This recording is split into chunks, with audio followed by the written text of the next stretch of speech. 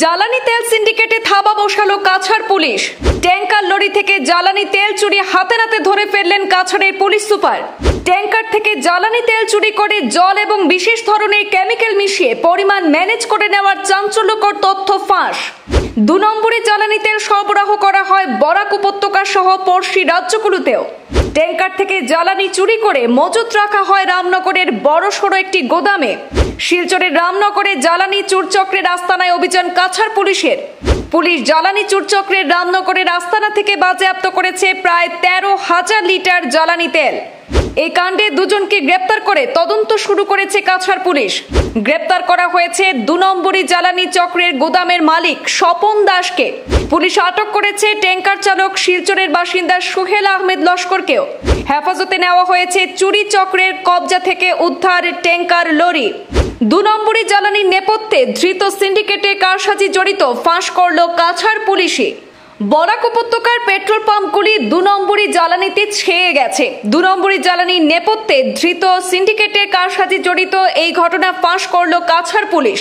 Petrol pump থেকে জ্বালানি ভরেও ২ নম্বরী থেকে বাঁচতে পারছে না যানবাহন। শিলচরের রামনগরে জ্বালানি চুরচক্রের আস্তানায় আজ অভিযান চালিয়েছে কাছাড় পুলিশ। ট্যাঙ্কার লরি থেকে মেশিন লাগিয়ে চুরি করা হয় হাজার হাজার লিটার পেট্রোল ডিজেল। ট্যাঙ্কার থেকে জ্বালানি তেল চুরি করে জল এবং বিশেষ ধরনের কেমিক্যাল মিশিয়ে তার পরিমাণ অর্থাৎ লেভেল মেইনটেনেন্স করে নেওয়ার চাঞ্চল্যকর তথ্য ফাঁস হয়েছে কাছাড়ে। কেমিক্যাল এবং জলেই ঠকানো হচ্ছে পেট্রোল পাম্পগুলিকে, সেই ২ নম্বরই মাসুল দিতে হয় সাধারণ জনতাকে। ২ নম্বরই জ্বালানি ব্যবহারের নিত্য নতুন নতুন বাহনের যান্ত্রিক ত্রুটি সহ সমস্যায় পড়তে হচ্ছে সাধারণ জনতাকে। ধৃত জ্বালানি চুরচক্রে বড়সড় সিন্ডিকেট জড়িত রয়েছে বলে জানিয়েছেন কাছাড়ের senior police super Nomal Mahata. ২ নম্বরই জ্বালানি তেল সরবরাহ করা হয় বরাক উপত্যকা সহ পড়শি রাজ্যগুলিতেও।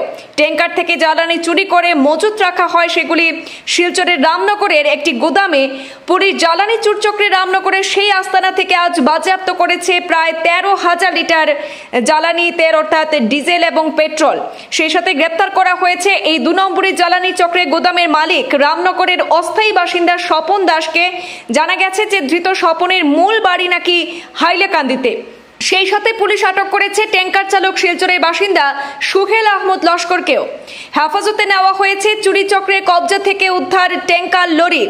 আইওসি থেকে বরাক এবং ত্রিপুরা সহ পড়শি অন্যান্য রাজ্যগুলিতে যেসব জ্বালানি আমদানি করা হয় সেই ট্যাঙ্কার লরিগুলির বেশিরভাগই এই চুরচক্রের সঙ্গে সংশ্লিষ্টতা রয়েছে বলে জানা গেছে। ট্যাঙ্কার চালকরা লরি থেকে জ্বালানি বিক্রি করে জল আর কেমিক্যাল মিশিয়ে তার পরিমাণ সেগুলি লেভেল মিলিয়ে নিয়ে পৌঁছে দেন পেট্রোল পাম্পগুলিতে। কাছাড়ের senior police super Numal Mahatta ফাঁস করলেন জ্বালানি চুরচক্রের যাবতীয় কুকীর্তি।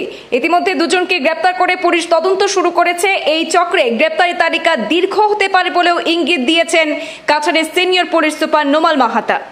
সেই সংক্ৰান্তে আমি যেতিয়া ইয়াত আহি পেলাই এটা অভিযান চলাওঁ, অভিযান কালত এটা ট্যাঙ্কাৰ আমি ইয়াত মজুত থকা আৰু ট্যাঙ্কাৰৰ পৰা চুৰি কৰি থকা অৱস্থাত, তেল চুৰি কৰি থকা অৱস্থাত আমি ট্যাঙ্কাৰ আৰু তাৰ লগতে এই গোডাউন, এটা বৃহৎ গোডাউন ইয়াতে আছে। গোডাউনত বৃহৎ পৰিমাণৰ চুৰি তেল ইয়াত মজুত আছে আৰু তাৰ লগতে দুজনকৈ ব্যক্তি, এই গোডাউনৰ মালিক আৰু ট্যাঙ্কাৰৰ মালিক, আমি দুইজনকে আমি ইতিমধ্যে এৰেষ্ট কৰিছোঁ।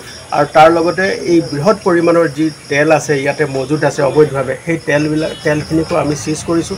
আৰু আপুনি দেখিব যে ইয়াত অহাৰ পাছত আমি স্থলীতে আমি AS11EC 1556 নামৰ এটা ট্যাঙ্কাৰ IOCৰ পৰা তেওঁলোকে তেল লৈ আহি ইয়াতে চোৰাংভাৱে তেলবিলাক বিক্ৰী কৰি তেওঁলোকে আকৌ ইয়াত কিবা এটা কেমিকেলছ আৰু কিছু পানী মিহলি কৰি তেওঁলোকে ইয়াৰ পৰা গুচি যায়, চুবুৰীয়া ৰাজ্যলৈ গৈ তেলবিলাক আকৌ তেওঁলোকে বিক্ৰী কৰে।